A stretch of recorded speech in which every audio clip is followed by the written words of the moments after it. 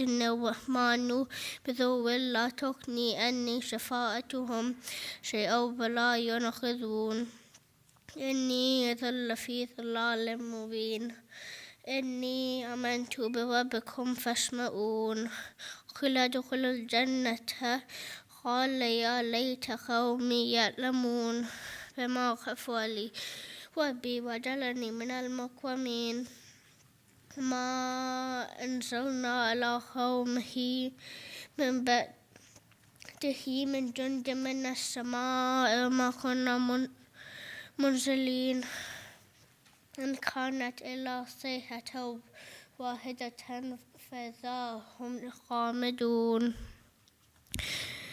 يا حسرة على العباد ما يأتيهم من رسول إلا كانوا به يستهزئون ألم يروا كم أهلكنا قبلهم من القرون أنهم إليهم لا يرجعون وإن كل لما جميع لدينا محضرون وآية لهم الأرض الميتة أحييناها وأخرجنا منها حبا فمنه يأكلون وجعلنا فيها جنات من نخيل وأعناب وفجرنا فيها من العيون ليأكلوا من ثمره وما عملته أيديهم فلا يشكرون سبحان الذي خلق الأزواج كلها مما تنبت الأرض ومن أنفسهم ومما لا يعلمون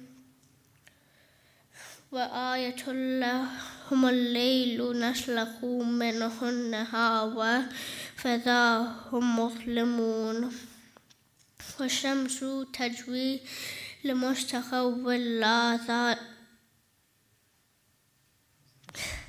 ذلك تقدير العزيز العليم والقمر قدرناه منه منازل حتى عاد كالعرجون القديم لا الشمس ينبغي لها أن تدرك القمر ولا الليل سابق النهار وكل في فلك يسبحون وآية لهم أنا حملنا ذريتهم في الفلك المشحون وخلقنا لهم من مثله ما يركبون وإن نشأ نغرقهم فلا صريخ لهم ولا هم ينقذون إلا رحمة منا ومتاعا إلى حين وإذا قيل لهم اتقوا ما بين أيديكم وما خلفكم لعلكم ترحمون وما تأتيهم من آية من آيات ربهم إلا كانوا عنها معرضين وإذا قيل لهم أنفقوا مما رزقكم الله قال الذين كفروا للذين آمنوا أنطعم من لو يشاء الله أطعمه إن أنتم إلا في ضلال مبين يقولون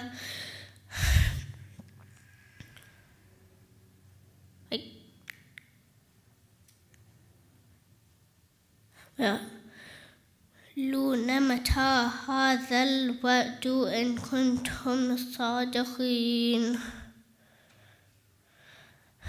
ما ينظرون إلا صيحة واحدة تأخذهم وهم يخصمون فلا يستطيعون توصية ولا إلى أهلهم يرجعون ونفخ في الصور فإذا هم من الأجداث إلى ربهم ينسلون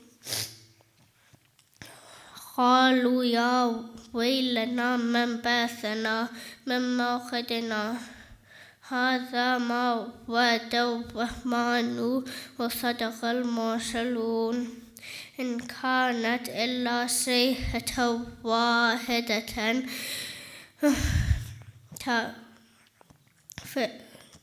فإذا هم جميع لدينا محضرون فاليوم لا تظلم نفس شيئا ولا تجزون إلا ما كنتم تعملون إن أصحاب الجنة اليوم في شغل فاكهون هم وأزواجهم في ظلال على الأرائك متكئون لهم فيها فاكهة ولهم ما يدعون سلام قولا من رب رحيم وامتازوا اليوم أيها المجرمون ألم أعهد إليكم يا بني آدم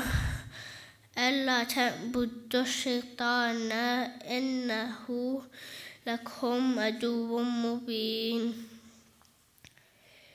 ونعبدوني هذا صراط مستقيم ولقد أضل منكم جبلا كثيرا أفلم تكونوا تعقلون هذه جهنم التي كنتم توعدون اصلوها اليوم بما كنتم تكفرون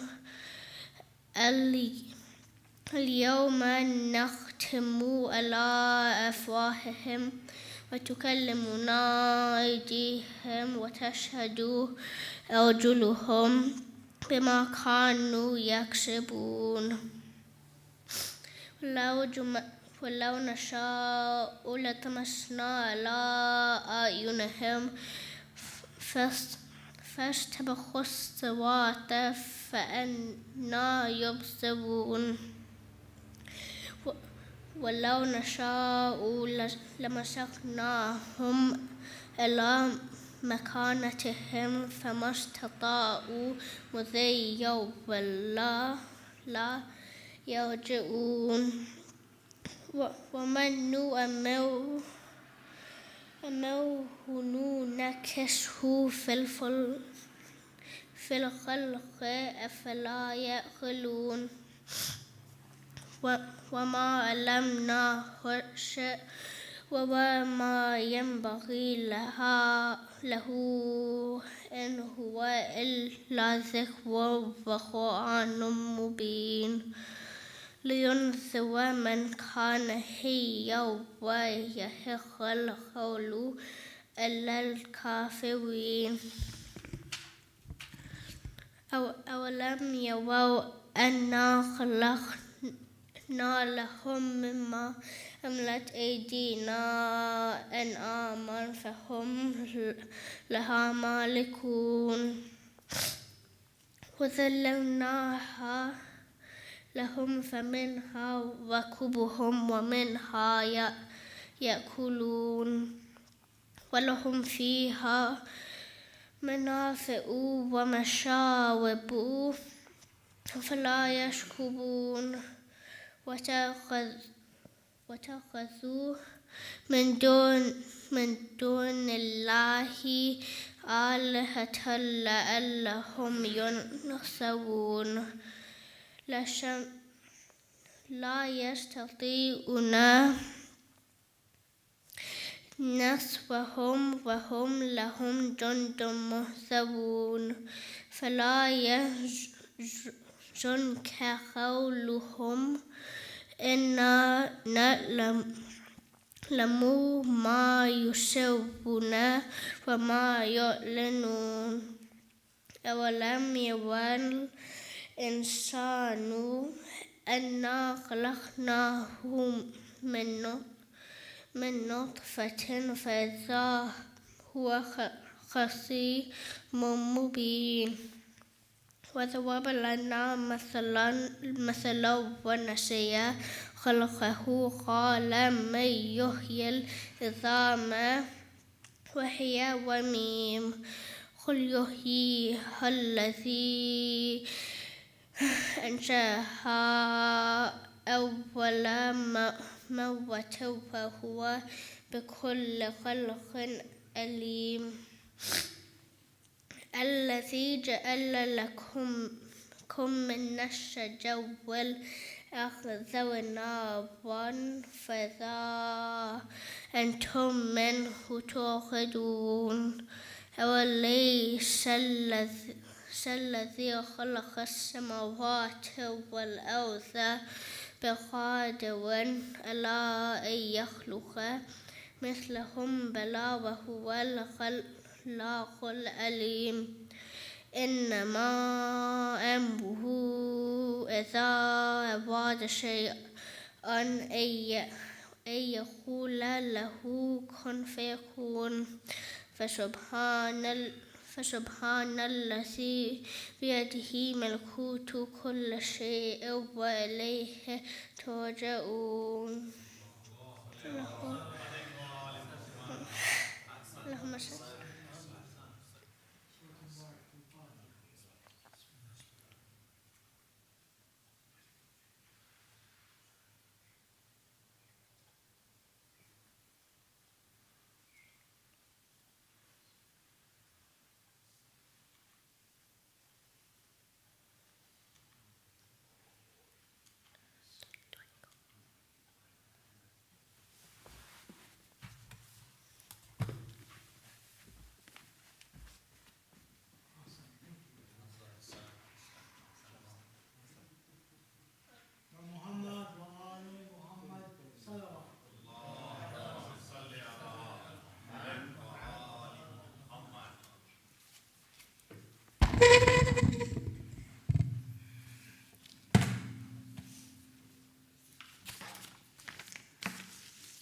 بسم الله الرحمن الرحيم. اللهم صل على محمد وآل محمد.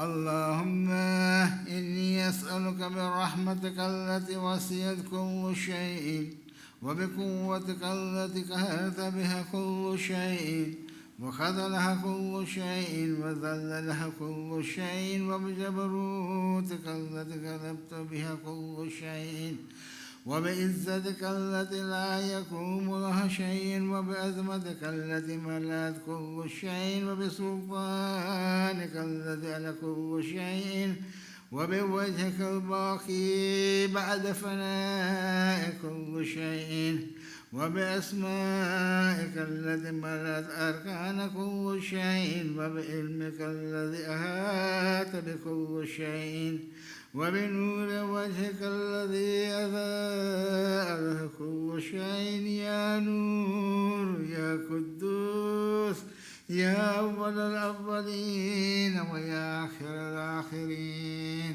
اللهم اغفر لي الذنوب التي تحدث الإثام. اللهم اغفر لي الذنوب التي تنزل النكام. اللهم اغفر لي الذنوب التي تغير النعم. اللهم اغفر لي الذنوب التي تحبس الدعاء. اللهم اغفر لي الذنوب التي تقطع الرجاء. اللهم اغفر لي الذنوب التي تنزل البلاء. اللهم اغفر لكل ذنب أذنبته وكل خطيئة أخطأتها.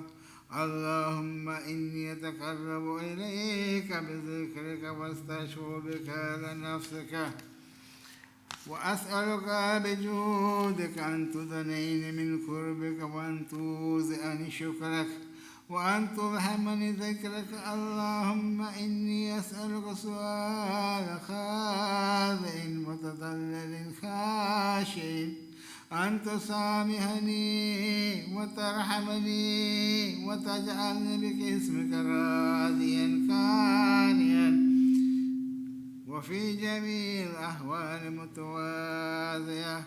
اللهم وأسألك سؤال من اشتدت فاقته وأنزل بك عند الشدائد حاجته وعظم فيما عندك رغبته. اللهم عظم سلطانك ولا مكانك وخفي مكرك وظهر أمرك وغلب قهرك وجرت قدرتك ولا يمكن الفرار من حكومتك.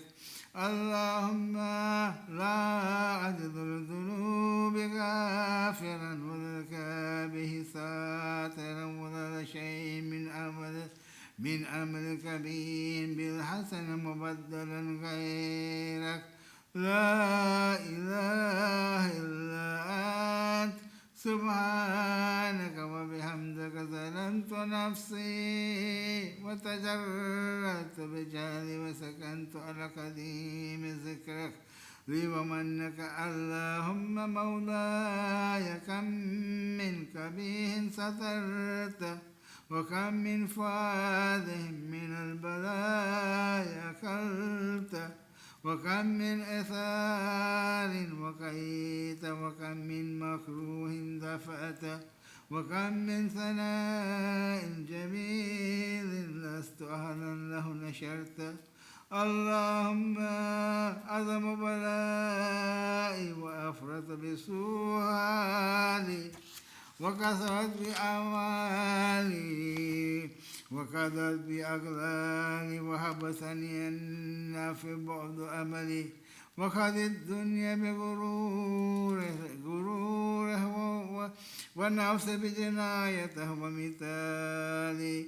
يا سيدي فأسألك بعزتك أن لا يحجب عنك دعائي سوء عمل وفعل ولا تفزعني بخفي ما تعلت عليه من سر ولا تعالجني بالعقوبة على ما عملته في خلوات من سوء فعل وإساءة ودوام تفريط وجهالة وكثرة شهوات وغفلة. وكن اللهم بعزتك في كل الأحوال رؤوفا وعلي في جميع الأمور أتوفا.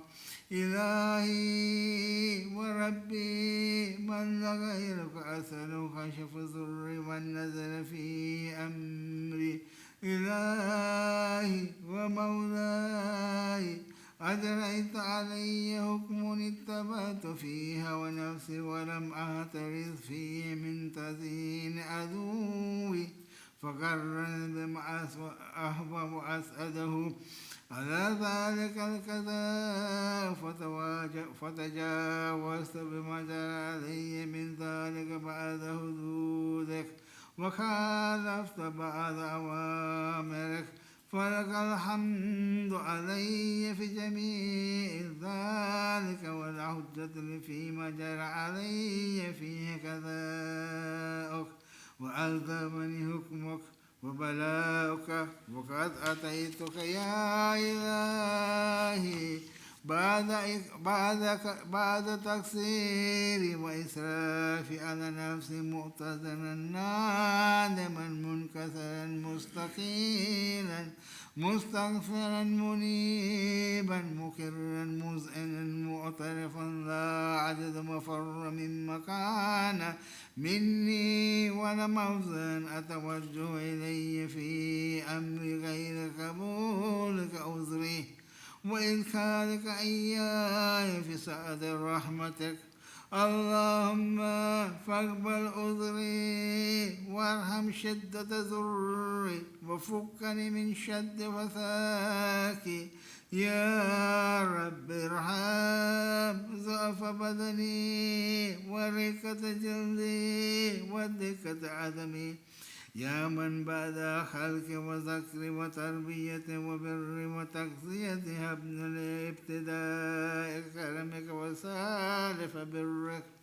بي يا إلهي وسيدي والرب أتراك مؤذب بنارك بعد توحيدك وبعد من طوى عليه كلب من معرفتك ولهج به لسان من ذكرك واعتقده ضمير من حبك وبعد سلك وافتراف الدواء خاضع لربوبيتك هيهات أنت أكرم من أن تزي من ربيت أو تبعد من أدنيت أو تشرد من آويت أو تسلم إلى البلاء من كفيت ورحمت وليت شعري يا سيدي وإلهي ومولاي أتسلط النار على وجوه خرت لأزمتك ساجدة وعلى أنصن نطقت بتوحيدك صادقا وبشكرك مادحة وعلى قلوب اعترفت بإلهيتك محققة وعلى زمائر هوت من علم بك حتى صارت خاشية وعلى جوارح سعت على أوطان تعبدك طائة وشارك باستغفارك مسئنة ما قد ظن بك ولا أخبرن بفضلك عنك يا كريم يا ربي وأنت تعلم ظرفي عن كريم بلاء الدنيا وكباتها وما يجري فيها من المكاره على أهلها على أن ذلك بلاء ومكروه قليل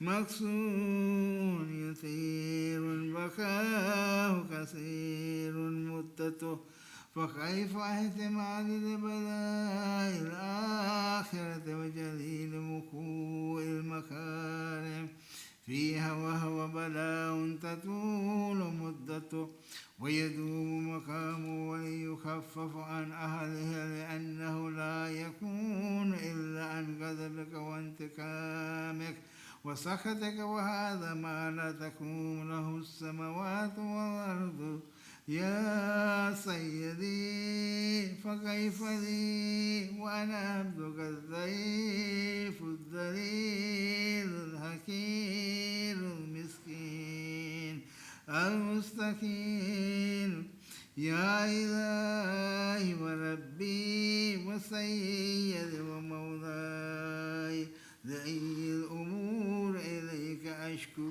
ولنا من هذا الجواب كالعليم العذاب وشدته أمنة للبلاء ومدته سيرتني العقوبة مع ذلك وجمعت بين وبين أهل بلائك وفرقت بين وبين أحبائك وأوليائك فهب يا إلهي وسيدي ومولاي وربي صبرت على عذابك فكيف أصبر على فراقك وهبني يا إلهي صبرت على حر نار فكيف أصبر عن النذر على كرامتك أم كيف أسكن في النار ورجائي أفرغ بعزتك يا سيدي ومولاي أقسم بسعادك إن تركتني ناتك لأتجن إليك بين أهلي سجيلا عاملين ولا أصرخن إليك صراخ المستصرخين ولا أبكين إليك بكاء فاقدين ولا أنادينك أين كنت يا ولي المؤمنين يا غاية آمال العارفين يا غياث المستغيثين يا حبيب قلوب الصادقين وإله العالمين أفتراك سبحانك يا إلهي وبحمدك تسمع فيها صوت عبد المسلمين سبحان فيها بمخالفته وذاك طعام عذابهم بمعصيته وهبط بين أتباكها بجرم وجريرته وهو يضج عليك زجيجا مؤمن لرحمتك وينادك بلسان أهل توحيدك ويتوسل إليك بربوبيتك يا مولاي فكيف يبقى في العذاب وهو يرجو ما سلف من حلمك أم كيف تؤلمه النار وهو يأمل فضلك ورحمتك أم كيف وما يهلكه لهيمها وأنت تسمع صوته وترى مكانه أم كيف يشتمل عليه زفيرها وأنت تعلم ضعفه أم كيف يتكلكل بين أتباكها وأنت تعلم صدقه أم كيف تسجره زبانيته وينادك يا رب أم كيف يرجو فضلك في إذك منها فتتركه فيها هيهات ما ذلك الظن بك ولا المعروف من فضلك ولا مشبها لما عملت به الموحدين من برك وإحسانك فباليقين أكتب له لما حكمت من تعذب جاهدك وقضيت به من إكلال موانئك لجعلت النار كلها بردا وسلاما وما كان لأحد فيها مقر ولا مكام لكنك تقدست أسماءك أقسمت أن تمضه من الكافرين من الجنة والناس أجمعين وأن تخلد فيها المواندين وأن تجل ثناءك وكنت مبتدئا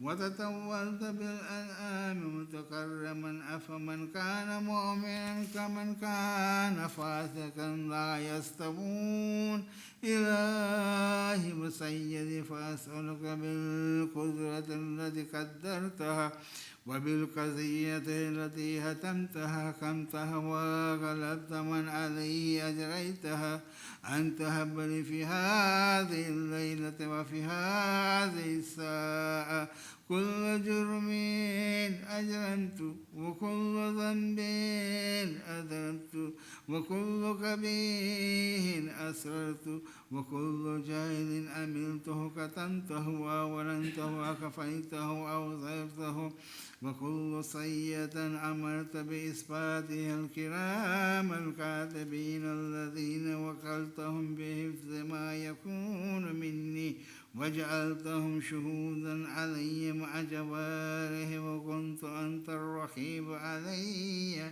من ورائهم والشاهد لما خفي عنهم وبرحمتك كفيته وبفضلك سترته وأن توفر حظ من كل خير أنزلته أو إحسان فضلته أو بر نشرته أو رزق بسطته أو ذنب تغفره أو خطأ تستره يا ربي يا ربي يا رب يا إلهي وسيدي ومولاي ومالك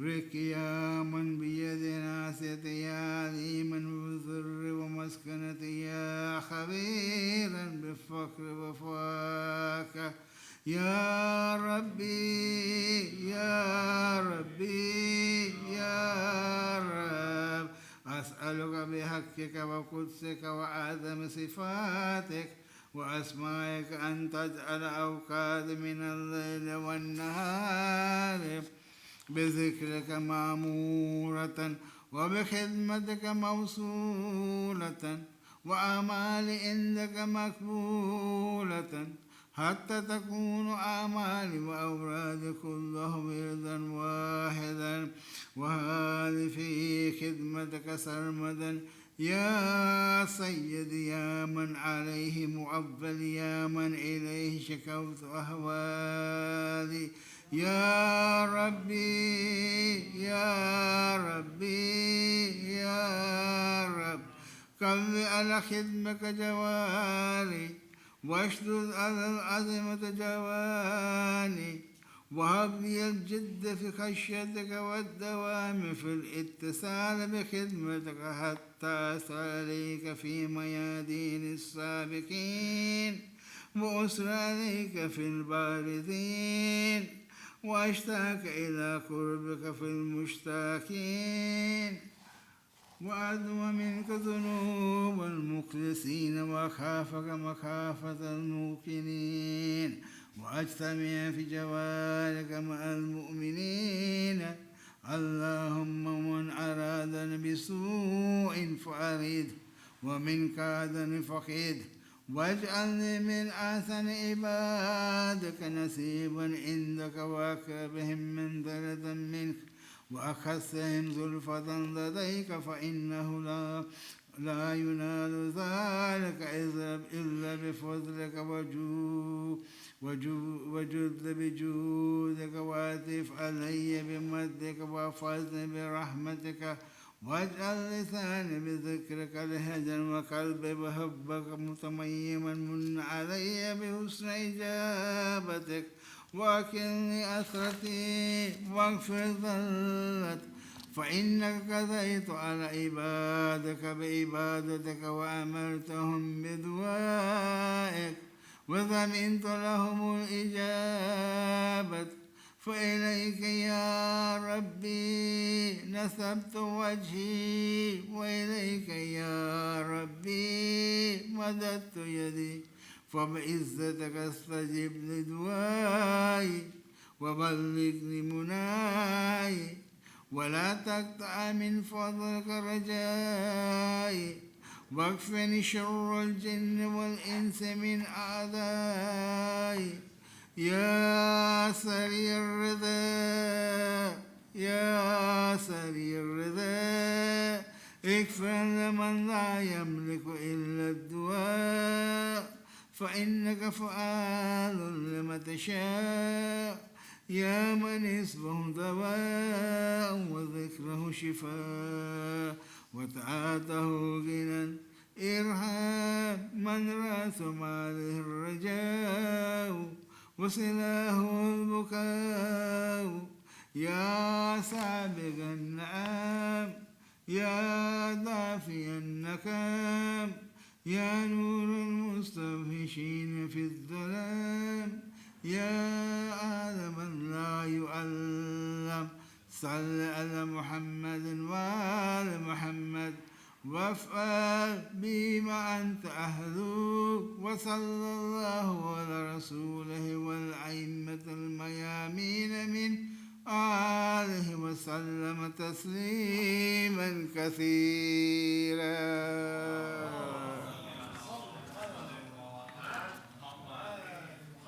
سورة مباركة الفاتحة.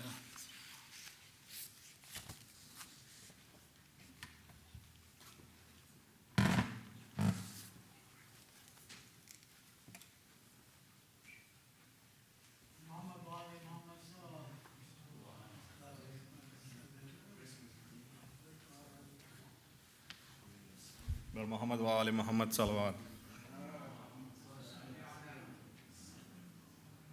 فاتحة.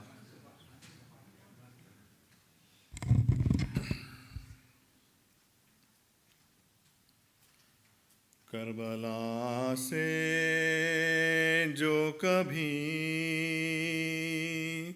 हो के हवा आती है, करबला से जो कभी हो के हवा आती है, किसी मासूम की हिचकी की सदा आती है, किसी معصوم کی ہچکی کی صدا آتی ہے،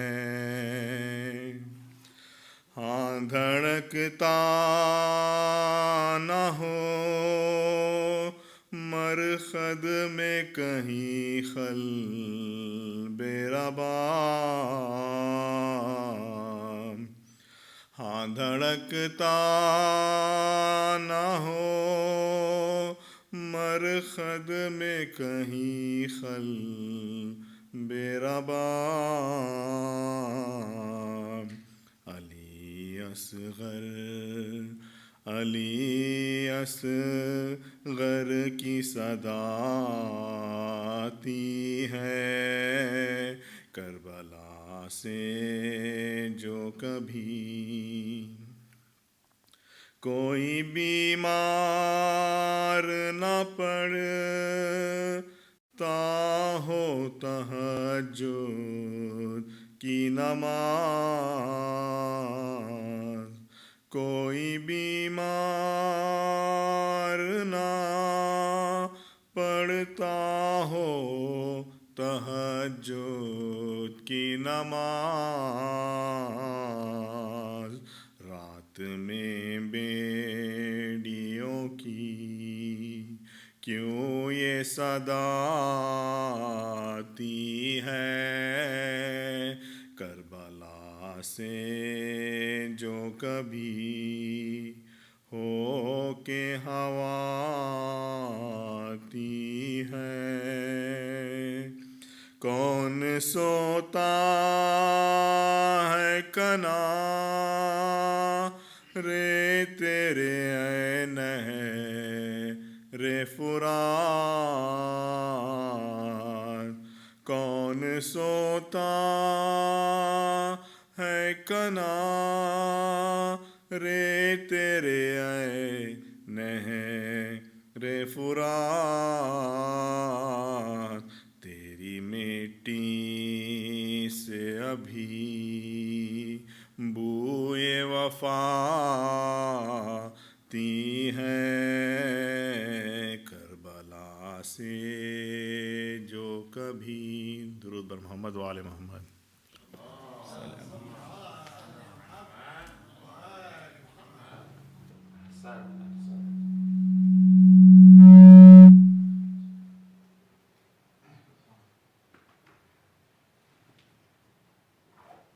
خوشنودی امام زمانہ بلند تر صلوات، اللہم صلی علی محمد و آل محمد.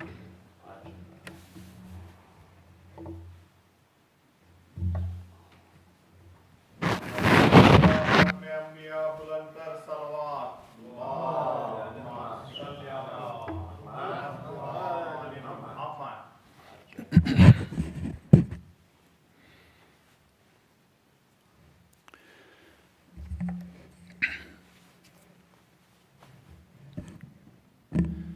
اعوذ باللہ من الشیطان الرجیم، بسم اللہ الرحمن الرحیم،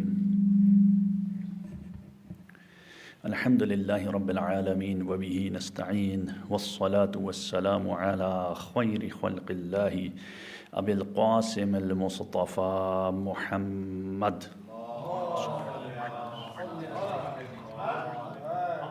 وعلى اہل بیتہ الطیبین الطاہرین المعصومین. اما بعد فقد قال اللہ سبحانہ وتعالی فی کتابہ الکریم، اعوذ باللہ من الشیطان الرجیم، یا ایہا الذین آمنوا اتقوا اللہ وقولوا قولا سدیدا. Please recite الصلوات.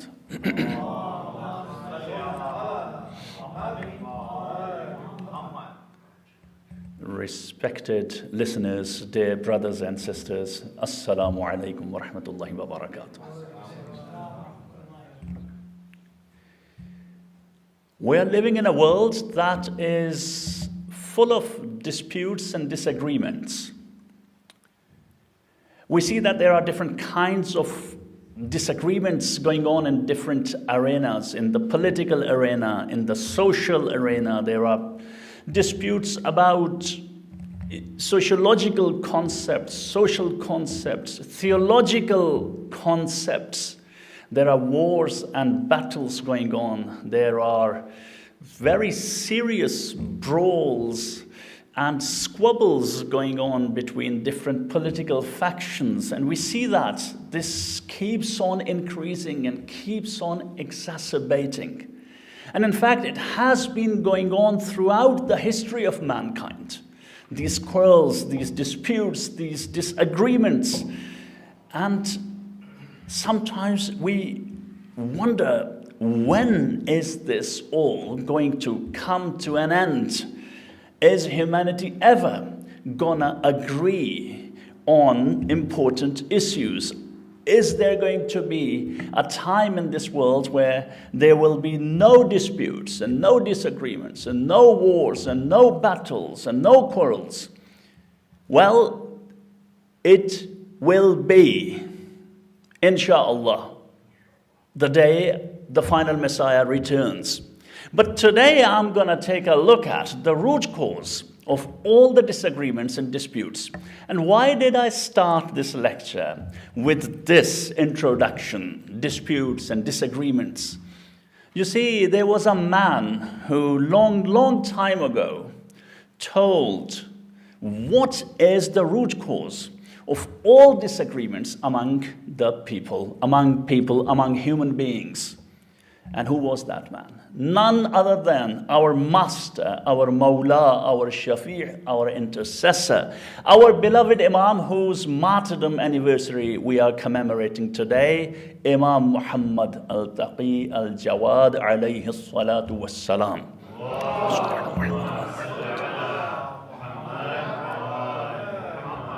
There is this hadith that is attributed to the Imam, in which the Imam said, لَوْ سَكَتَ الْجَاهِلُ مَخْوَتَلَفَ النَّاسِ.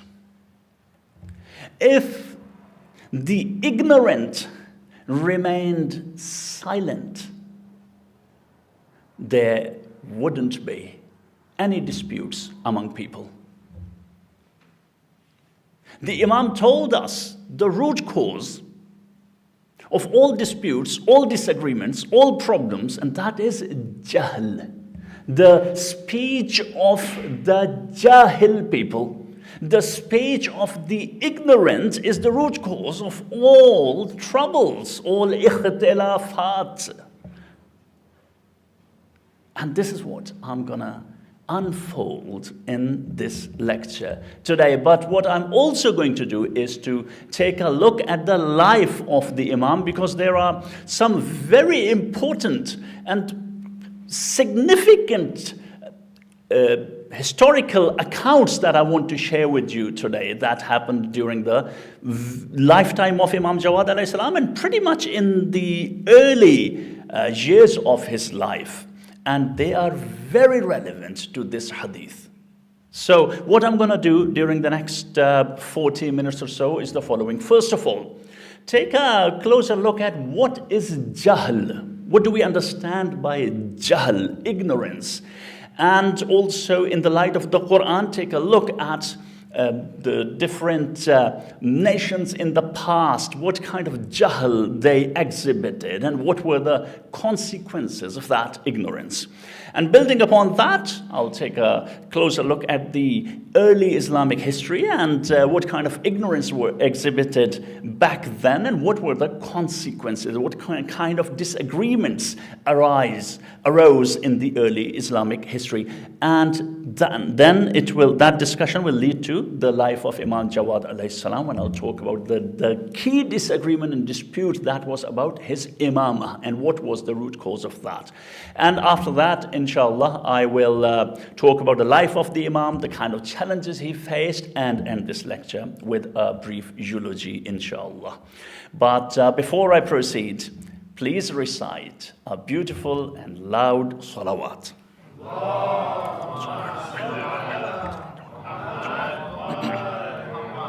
You see, jahl, jahil, jahala, these are the words we have heard and commonly we hear. And colloquially, we also say, you are such a jahil person. Sometimes people say ironically to their friends, or sometimes to their acquaintances or someone they are really annoyed at, or say, oh, what a jahil person, for example. We don't use the word ignorant, but colloquially we say jahil. But jahil is a very serious thing, being a jahil. What is jahl?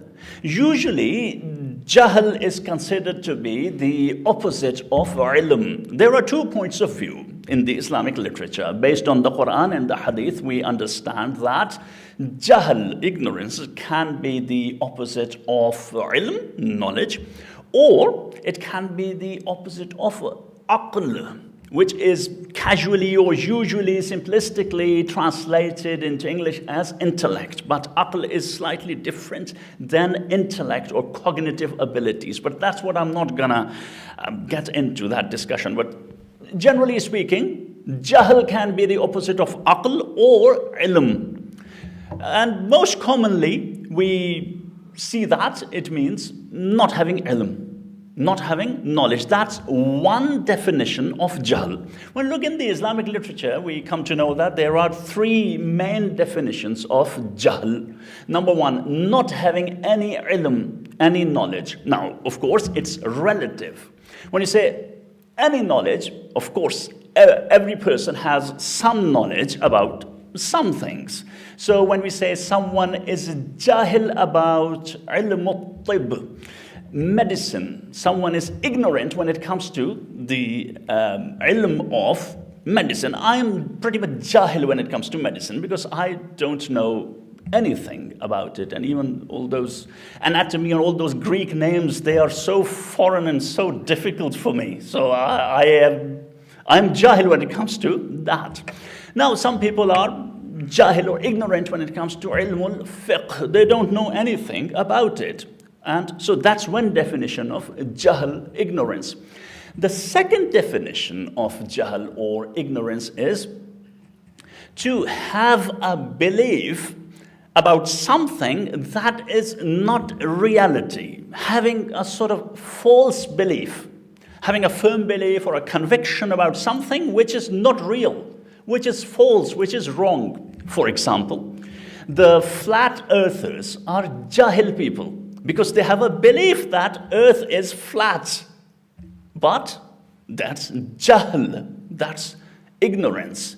And the third definition that we find in Islamic literature of jahl or ignorance is to do something which one is supposed not to do, although one believes in that thing or does not believe in that thing. So let me unfold this for you. Let me elaborate on this. For example, if someone believes that one should say prayers, but then deliberately does not say prayers, salat, the obligatory prayers, that is a jahil person according to this definition. And if one does not believe in prayers, that prayers should be said, and does not say prayers, that person is also a jahil person. But perhaps the person who believes that obligatory prayers should be said and still does not say them is a worse kind of jahil or ignorant person according to this definition. Then there is another definition that talks about the jahil and his jahl, the ignorant person and his ignorance. Please pay attention. This is the foundation of the rest of the lecture. Very important discussion. So one is jahl basit, a term, jahl basit. The person has no knowledge, does not have knowledge about the subject. This is jahl murakkab. Jahl murakkab. Without getting into the intricacies of these terminologies, jahl murakkab, what does that mean? Or a person who is jahil, who has jahl murakkab, is the one who does not know something and he does not know that he does not know that thing. Someone does not know that he does not have the knowledge of certain subject and does not even know that he does not have the knowledge of that subject, so he does not even try to get any knowledge. He does not know that he does not know. But the first kind of person knows that he does not know, and it is okay. That kind of ignorance is sometimes considered good, because someone says, okay, I don't know that subject, so I should try and get some knowledge about that subject. Now, this was a very basic discussion, and about these different three types, and they will appear in the later discussion, inshallah, as I proceed. So now, what kind of juhala or jahil or ignorant people appear in the Quran? And how did they create the divisions, the disputes? We see that throughout the history, the disputes have come into existence because of the speech of those people. First and foremost, the people in the time of Prophet Nuh alayhi salam. According to the Quran, Prophet Nuh said to them, you are a Jahil nation. Jahil nation.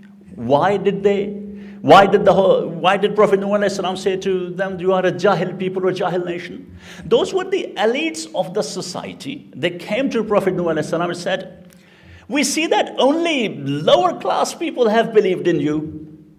Only lower class, who do not even have wealth or any possession or position in this world. And we don't see that you guys, you and those lower class people, aradil, they have any superiority over us. They said that. In reply to that, Prophet Nuh alayhi salam straight away said, you are jahil. You are ignorant. Those were the first people, a group of people, according to some narrations, 70 powerful people.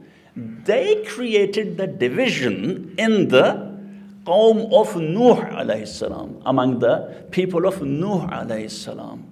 They started the speech of the Jahil. Very clear, very explicit. Nuh said alayhi salam, you are Jahil people. Jahil. Then there was another prophet. Prophet Lut alayhi salam called to his people, you are Jahil. You are ignorant people. You see, Jahl has different types, different things that should not be done but are being done is considered Jahl, one definition, right? Having a wrong belief is also a one kind of Jahl. The people of Nuh had that wrong belief that wealth and power was something that made one superior. Wrong belief, that is Jahl. Then Prophet Musa alayhi salam, when the people of Musa alayhi salam from Egypt, they came towards their native town or place towards Palestine, they crossed the Red Sea, they saw a nation, according to the Quran, who were worshipping idols.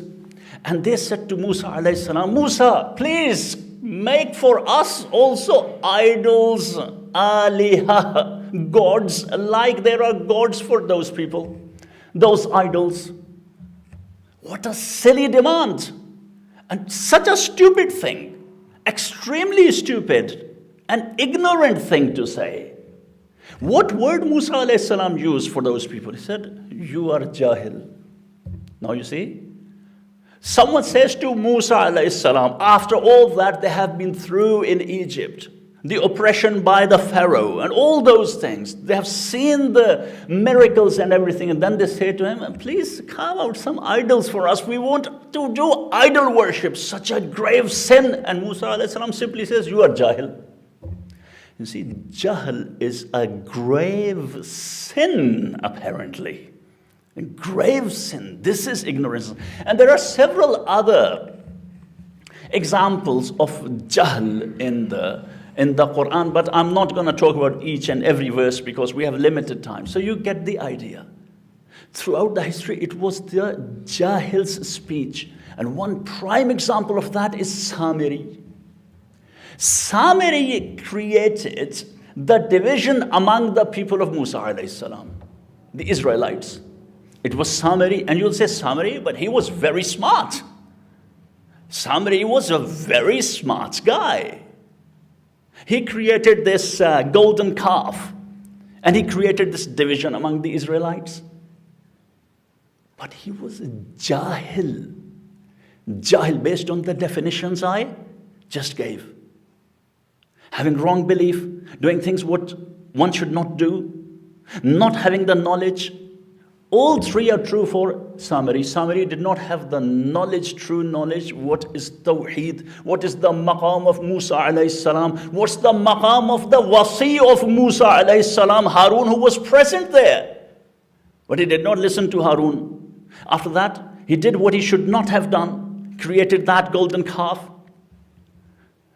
had wrong beliefs, created this division, Samiri. So one can be knowledgeable and yet jahil.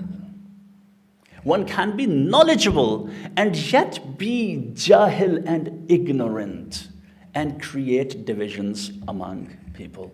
Let's move quickly to the time of the Holy Prophet and the early Islamic history. What happened then? What kind of jahl was exhibited then in Saqifa? What happened in Saqifa? Exhibition of jahl and ignorance of the worst kind. After having heard, after having seen in Ghadir, Man kuntu mawlahu fahada aliyun mawlah. Despite knowing that, not following the Holy Prophet, that is jahl. And that was the first big fitna, the first division among the Muslims was created. First rift, first wedge, therefore. The Amir al-Mu'mineen said to the second Caliph, Umar ibn al-Khattab, the Amir al-Mu'mineen Ali alayhi salam said to the second Caliph, you have created a wedge, a rift in Islam that is never gonna be filled. Never gonna be filled, that dispute. And after that, the speech of the ignorant. The hadith of the Ahlul Bayt, the hadith of the Holy Prophet, peace be upon him, was banned by the second Caliph. Isn't that jahl? I ban the hadith of the Holy Prophet. Why? Because people might confuse it with the Quran. Come on!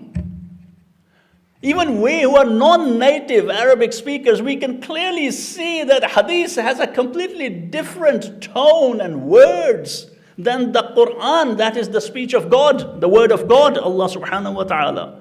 But no, why? Because then the hadith would contain wilayah of Ali ibn Abi Talib, the fadail of Ali ibn Abi Talib. So, the speech of the jahil, I ban hadith. After every imam, there were jahil people, ignorant, who spoke out loud and created divisions. In the time of the Amir al-Mu'mineen's caliphate, Khawarij. Who were Khawarij? And more importantly, what were Khawarij? Khawarij were the epitome of ignorance, jahl. In Siffin, the Amir al-Mu'mineen was about to win the battle, thrash Muawiyah for good, get rid of him forever. What did they say? We are not gonna fight the Quran. You know the story. When the cunning army of Muawiyah, the cunning man Muawiyah, they raised the copies of the Quran on spears. These people, Jahil people, said, someone spoke out loud, the speech of the Jahil created division. We are not gonna fight the Quran. Ali is Quran in Natiq. That is Quran only. Quran is Samit. That's only a Jamid. Does not speak. Ali is the embodiment of the Quran. Go fight. No, the speech of the Jahil created a division. Big problem. If no Jahil spoke at that point today, history would be different, completely different. Big loss, big defeat because of that. After that, Imam Hassan alayhi salam, what happened? Division. Again, against Muawiyah, what happened? Divisions, because some Jahil people